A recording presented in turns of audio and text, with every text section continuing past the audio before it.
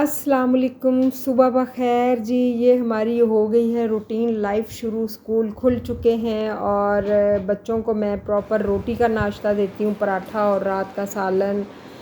बच्चों को स्कूल भेज के घर में एक सुकून सा तारी हो जाता है, लेकिन जब ये लोग 3-4 लोग घर से जाते हैं तो घर को पूरा एक मछली बाज़ार बना के जाते हैं। उसको समेटने में 2 ढाई घंटे लग जाते हैं। उसमें मेरी हेल्पर भी इवन मेरे साथ होती है, लेकिन उसको सेट करना बड़ा मसला होता है।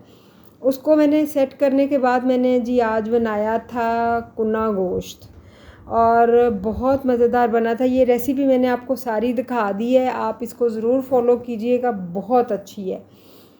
तो घर में ना मैं अभी जब मैंने ये गोश्त रख दिया, क्योंकि इसमें ज़्यादा एफ़र्ट करने की ज़रूरत नहीं पड़ती। इसको बस आपने हल्का फुल्का भून के उसमें ज़्यादा सारा पानी डाल के रख देना होता है, वो पकता रहता है। और साथ मैंने अपने लिए चाय बनाई, 11 साढ़े 11 का टाइम हो गया था। पहले मैंने नाश्ता नहीं किया हुआ था, तो मैंने अपने लिए चाय बनाई। उसी टाइम पे मैंने मशीन भी लगानी होती है, खाना भी बनाना होता है और ये सारे काम मेरे साथ चल रहे होते हैं। लेकिन इस टाइम मैं घर पे अकेली थी, तो देखिए मैंने कपड़े भी धोए हैं। यूनिफॉर्में अब रोज़ धुलनी होती हैं, तो वो कपड़े वगैरह धोए हैं और उनको फैलाया है। और अब जनाब सुकून से बैठ के मैंने चाय पीनी है। ये कुना गोश्त है, इसको इस स्टेज पे आके ना इसमें आपने ज़्यादा सारा पानी डाल के इसके ऊपर वज़नी ढकना दे के इसको छोड़ देना है 4-5 घंटे के लिए। ये खुद ही पक जाता है। टाइम काफ़ी हो गया था, तो मैंने अपने लिए कपड़े निकाले, तैयार होना था। ये देखिए अब घर में कितना सुकून तारी है, बिल्कुल खामोशी, सफाई।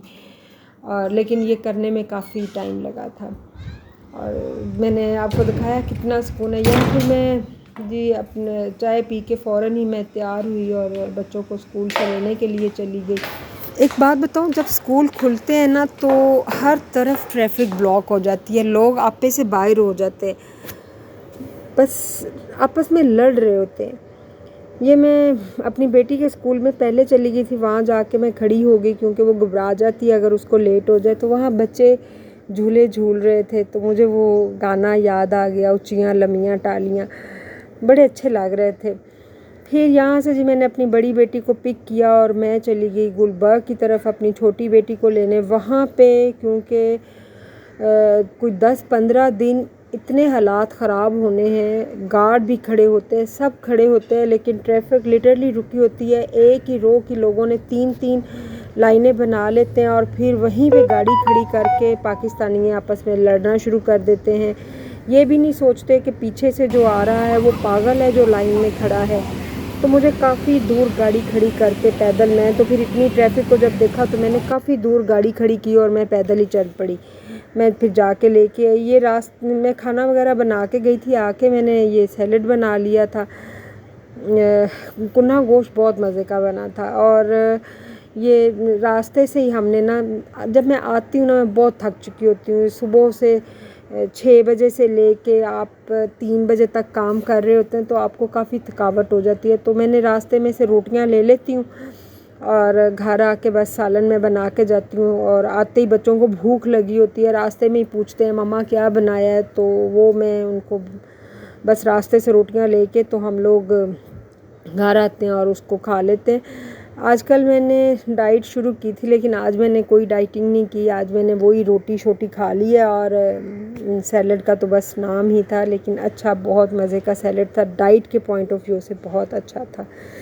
ये जब हम लोग आए हैं ना, तो मेरा पार्सल एक आया हुआ था, नीचे वालों ने रिसीव किया था। तो ये मैंने किचन के लिए मंगवाए थे रैक, लेकिन मिसहैप हो गया। ये थोड़े से ऊंचे हैं, वहाँ फिट नहीं आए, लेकिन खूबसूरत और पायदार था, बहुत ही खूबसूरत और पायदार था, लेकिन अब सेट नहीं हुआ। इसके बाद मेरा टाइम शुरू हो गया। मैं खाना खा के कुछ देर सो गई थी, फिर मैं उठी और मैं अपने परिंदों को दाना शाना डालने चली गई।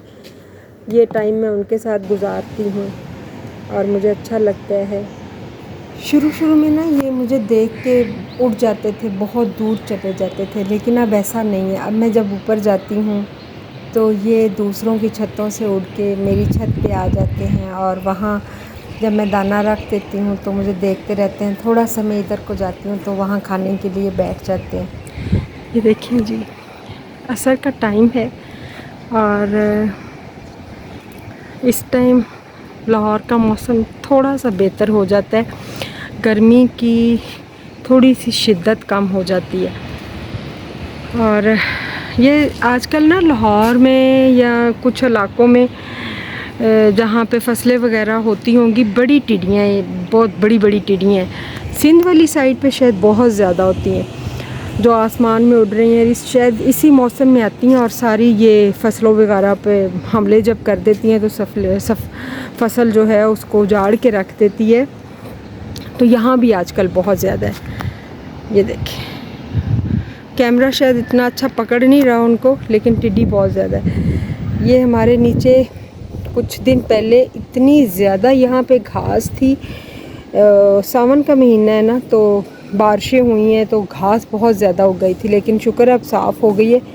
यहाँ पे बड़ा डर लगता था, इतनी बड़ी बड़ी घास थी, लगता था सांप आ जाएंगे। ये देखिए, हमारे घर के पास एक जगह छत पे किसी ने वाइट कबूतर भी रखे हुए हैं। ये देखिए, वो भी इन्हें सुबह शाम देखते हैं। और ये एरिया मुझे इतना अच्छा लगता है ना, यहाँ एक झुंड की शक्ल में दरख्त हैं। और आपको वैसे भी पता है कि ये बकैन का जो दरख्त होता है, इसकी छाँव बड़ी गहरी होती है। मेरी अम्मी कहती थी कि गुम बकैन, इसको छतरी की तरह इसकी बिल्कुल छाँव बनती है। ये देखें, बिल्कुल छतरी बनी हुई है, अम्ब्रेला जिसको हम कहते हैं। ये इतने प्यारे दरख्त है ना, और साफ़ शफाफ लश ग्रीन मट्टी से पाक, और ये सब अल्लाह की कुदरत है। बारिशों की वजह से मौसम इतना साफ़ हो गया, अदरवाइज़ मौसम, ये जो दरख्त है ना जो रोड साइड पे होते हैं, ये इतने साफ़ होते नहीं हैं, लेकिन बारिशों की वजह से ये काफ़ी साफ़ हो गए। और आजकल गर्मी की शिद्दत इतनी ज़्यादा है ना कि बयान नहीं की जाती। जब असर का टाइम होता है ना, तो यूँ लगता है कि जैसे आपका सांस बंद होने शुरू हो गया, इतनी ज़्यादा हबस हो जाती है। इनफैक्ट कि मेरी बेटी का जो स्कूल है वो भी उन्होंने 12:30 बजे छुट्टी कर दी है, 12 बजे, क्योंकि इतनी हबस है ना कि बच्चे शायद बीमार हो रहे हैं, तो इसलिए छुट्टी जो है उन्होंने अर्ली कर दी है, बच्चों की सेहत को मद्देनज़र रखते हुए। ये देखें, इस सोलर पे कबूतर बैठे भी हुए हैं।